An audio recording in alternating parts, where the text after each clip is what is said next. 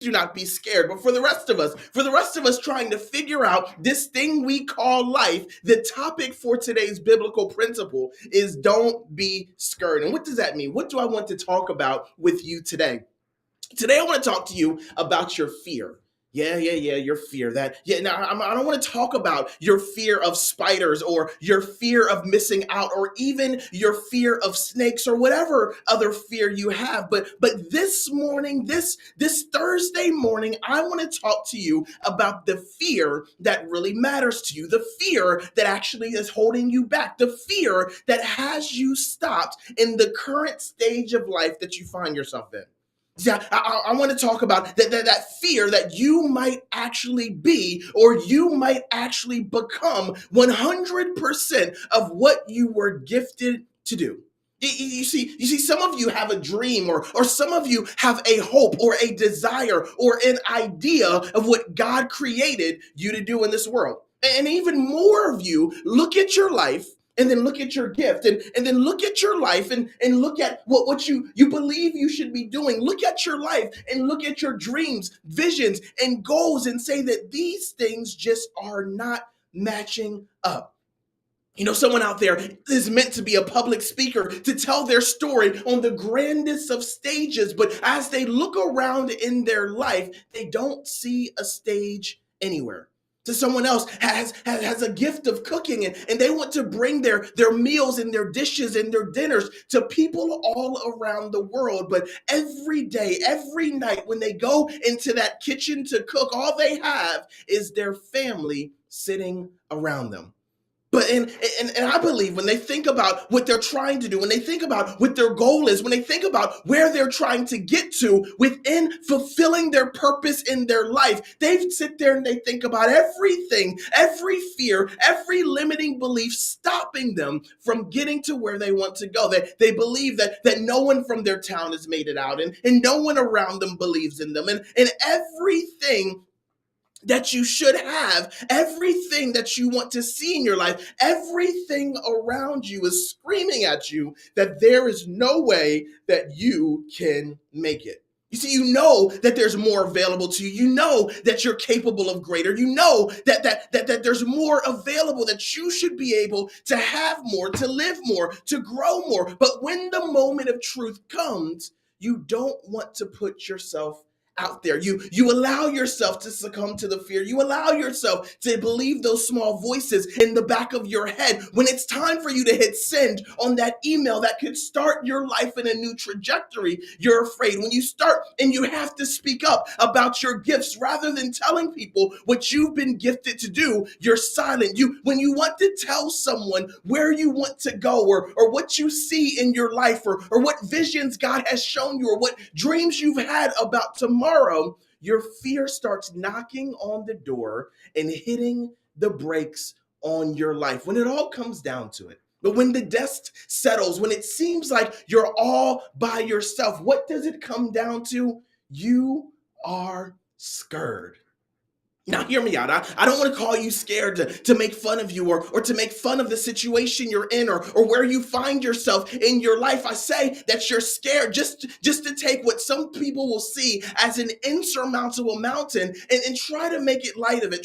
Try to make it seem easier. I want you to take whatever fear you have, whatever insecurity you have, whatever thing that's holding you back from walking within the fullness of what you've been created to do. And I want to get you to take a step back and look at it through a different lens so hopefully you can understand that huge mountain you believe you have to climb may have already been moved and you just don't know it.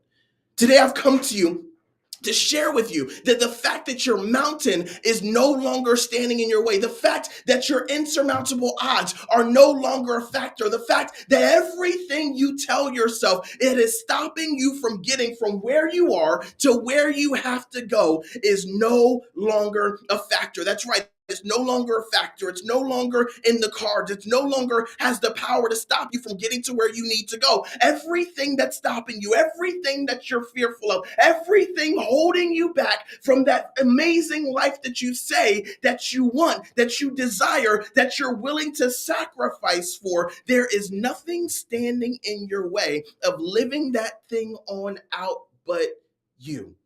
And we're going to go to the Bible, and I want to prove it to you. Today, I want to share 3 principles with you to help you move from your fear to walking in your purpose and faith. I want to say that again. Today, I want to give you 3 principles to help you move from your fear to moving and walking in your purpose with, get this, your faith. There's going to be 3 points. The first point is that your fear is real. I want you to write these things down. Your first point is that your fear is real. Number 2 is that but God. Your fear is real. Number 2 is but God. And number 3 is that tomorrow is waiting on you to figure that out.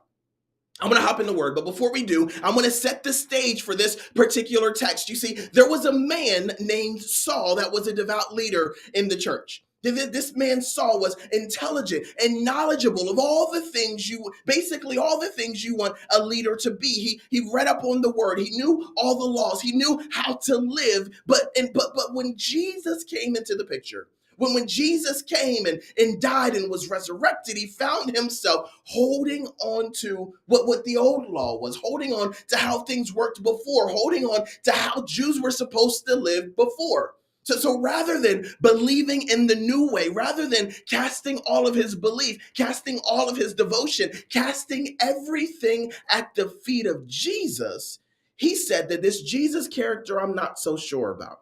And he was so serious about this, so serious about protecting his way of life, protecting his faith, protecting how he understood religion, that he went out and bound up and killed Christians who would dare believe what Jesus had came to do.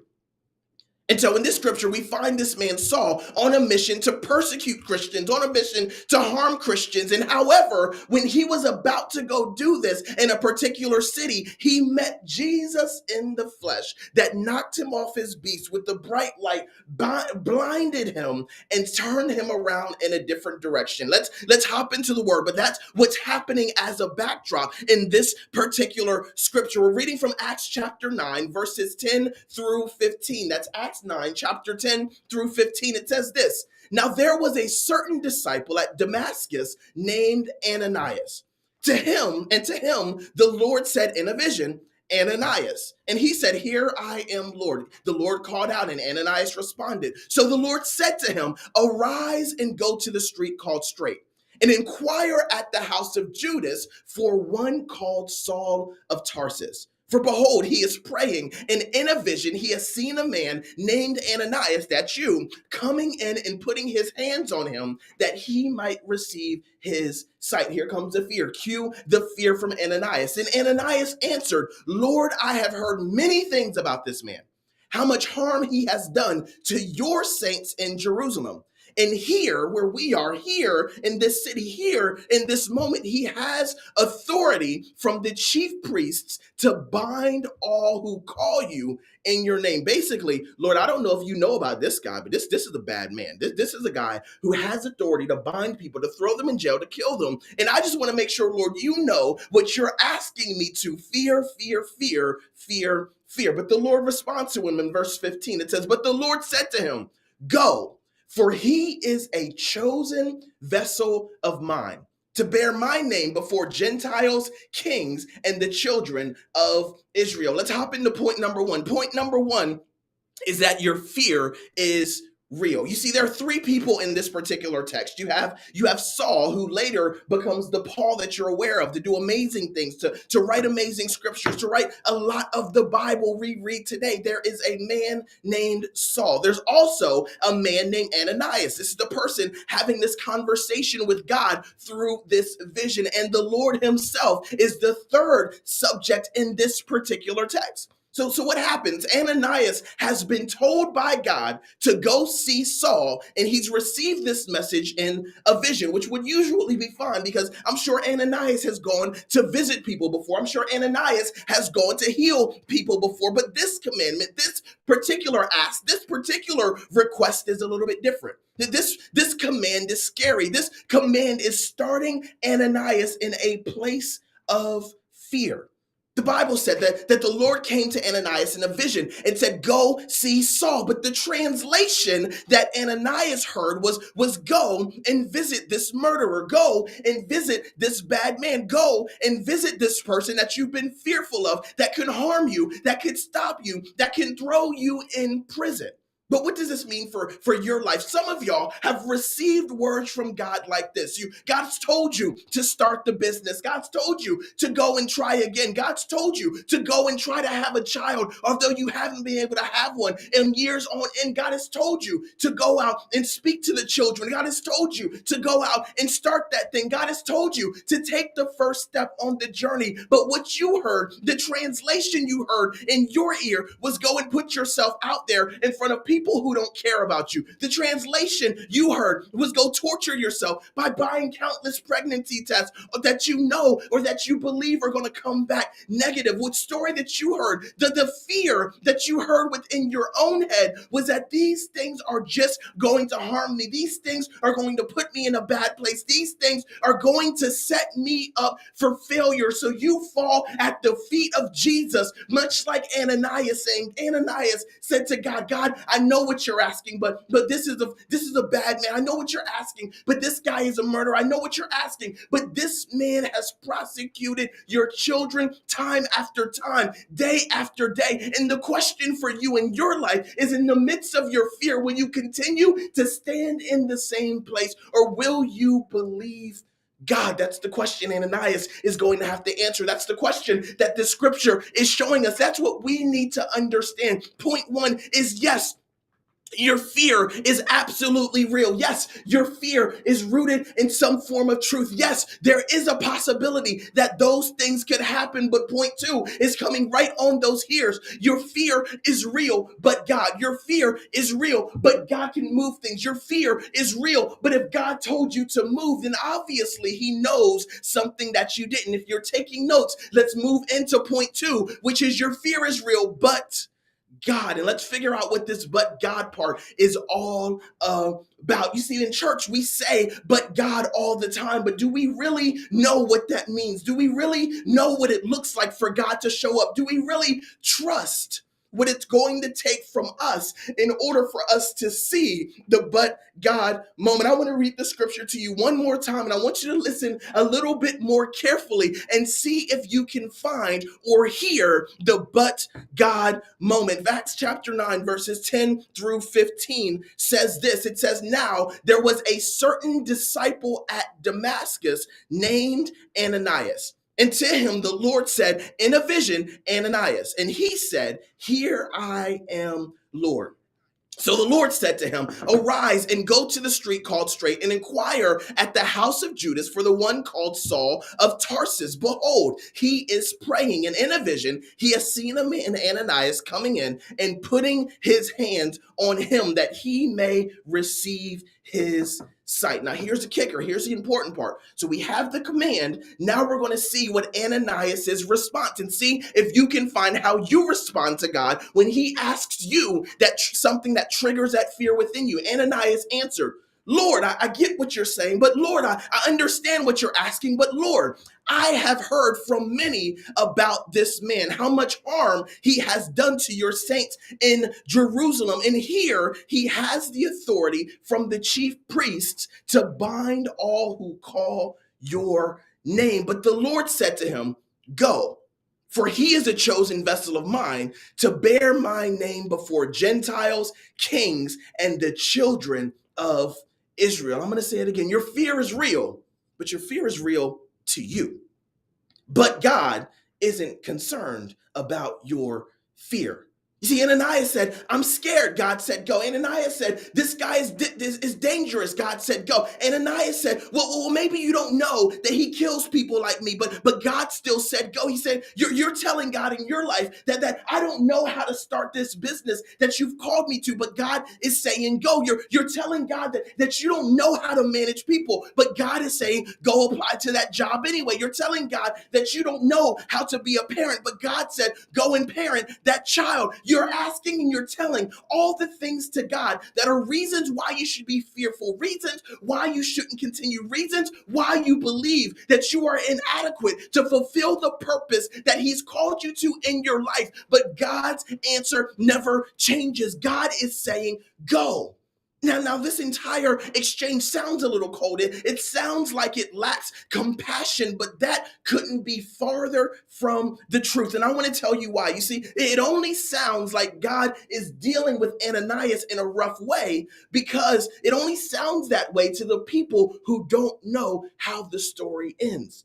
You see, in Ananias' perspective, he's pouring his heart out to God, telling God why he's afraid, telling God why he shouldn't go, telling God all the bad things that can happen. And God is saying, if you don't just go and get out my face, it sounds rude, it sounds rough, but it only sounds that way from Ananias's perspective. If we shift and we look at this situation from God's perspective, God doesn't see anything stopping Ananias from moving forward. Why is that? Because God has already fixed the problem. You see, before we even got to this conversation, before we even got to the point where God told Ananias to go, God had already took care of Saul, knocked him off his beast, had a conversion conversation with him, blinded him, and now Saul is waiting on Ananias to complete that process. All the while, Ananias is telling God about all of the problems that no longer exist anymore. Maybe in your life, maybe in your situation, although you pray night after night for your circumstances to change, night after night for God to come in and change things, you keep telling God why you can't do it. You keep telling God why He needs to choose someone else. You keep telling God about the circumstances, but you're not able to see from your vantage point what God is seeing from His vantage point. The thing that you're fearful of has been moved. The thing that you're afraid of has been moved out the way. The problem that's been stopping you has already been neutralized. But all we have to do is be able to be obedient, be able to trust God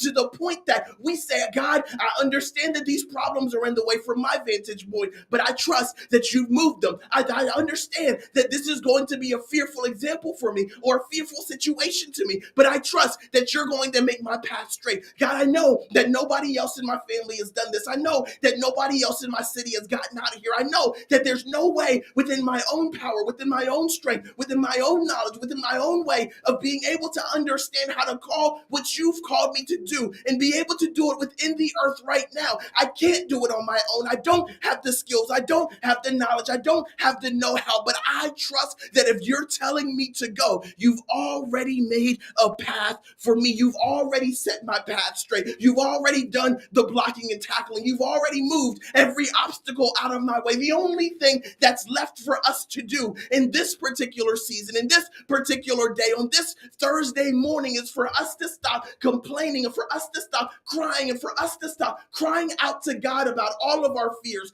everything that's telling us no, and instead look to God and say, yes, I will go because I trust that you've done the work. I trust that you're going to be there with me. I trust that even if the obstacle has not yet been moved, if this is God and God says go, then God's going to open up a path. If this is God and God says go, then God's going to make a way. If this is God and God says go, then everything that would have stopped me last week when I tried it in my own strength, last week when I did it by myself, last week when I didn't go before the Lord, if I go with God this time, even though it seems like I'm doing the same thing, that this time will be different. You see, we have to trust in God. We can't say that we want to be everything that God made us to be, but then not trust the God that made us to do this particular thing. We have to be able to have the faith, to be able to set our fear aside in order to say, God, here I am. I know I'm scared.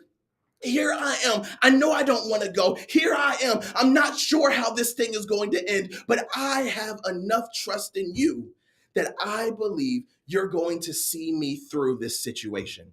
Point number one is yes, your fear is real, but God has already taken care of it, is point two. And point three is your tomorrow is not waiting on God, is not waiting on more prayer, is not waiting for God to open up some door. Tomorrow is waiting on you to be obedient and to take the next step. You see, in this particular story, God had already taken care of the problem.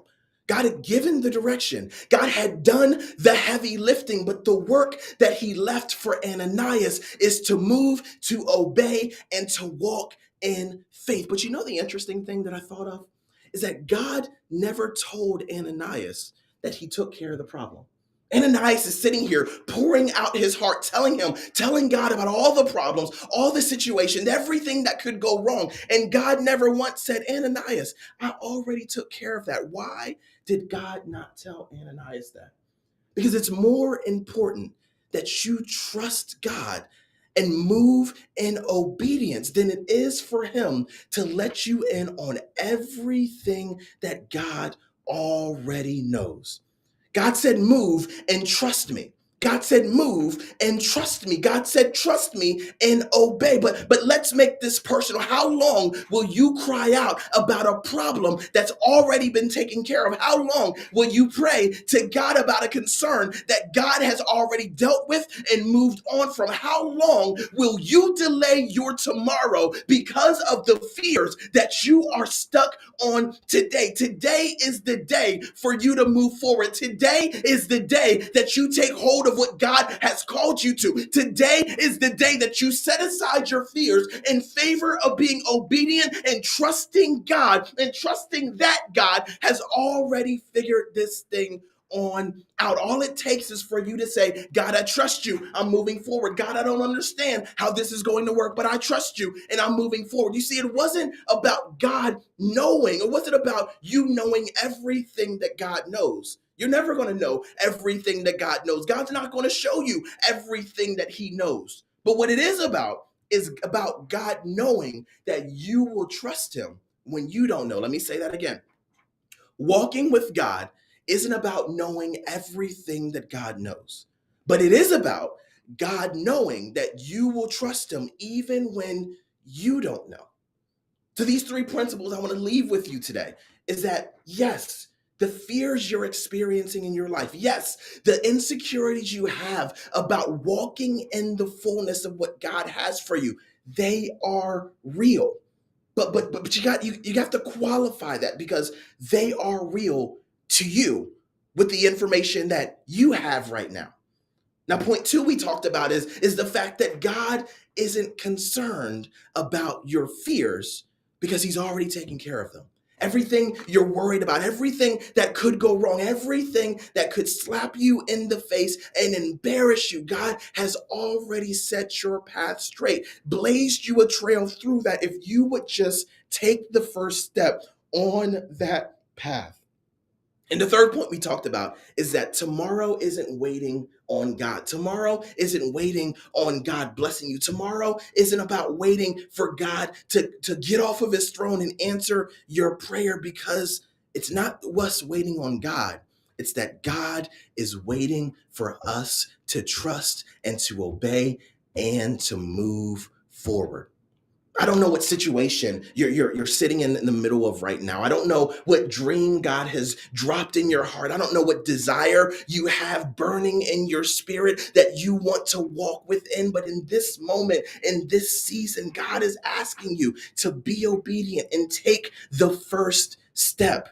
It looks like there's nothing under your foot. It looks like you're going to just fall. It looks like everything's going to fall apart around you if you take that step. But if it's God calling you to it, if it's God telling you that this is what you need to do, if this is God saying that this is the next step you are supposed to take, then God will be there with you. God will block and tackle for you. God will make a way out of no way, just like he did for Ananias. The whole time Ananias is telling God about his fears, God is sitting in heaven saying, I've already taken care of all of those things that you're concerned about. But the true test, is will you obey me even when you haven't seen that I've done the work for you? Will you obey me even when you're not sure if I've done anything to help you out? Will you obey me even when you believe that it's going to result in having some harm to you? Will you do what God asks you to do even when you don't understand how that thing is going to work out? The last statement I want to leave you with is, y'all, no matter what you're working on, no matter what God has called you to do, no matter how big this vision is, don't be scared. Don't walk around living life scared, because God has already made a way for you. The only thing left for you to do is to set your fear aside and to say, God, I'm scared, but I'm going to walk forward scared. I'm not sure, but I'm going to walk forward not sure. And the more you walk with God while you are unsure, the more you will understand and set your fear aside, because greater is He that is in me than he that is in the world scaring us. I want to thank you for tuning in to Biblical Principles for Life. As I say each and every week, I hope you got something out of our time together. There's nothing worse than wasting time 6:30 in the morning. So hopefully you got something out of this that can help you through the rest of your Thursday morning. As always, I like to end with a word of encouragement. Biblical Principles family, you are not alone. God sees you and you are doing a good job, but there is more work for you to do. And it starts with you not being scared. Have an awesome Thursday morning, and I will talk to you next week for another Biblical Principles for Life. See you then.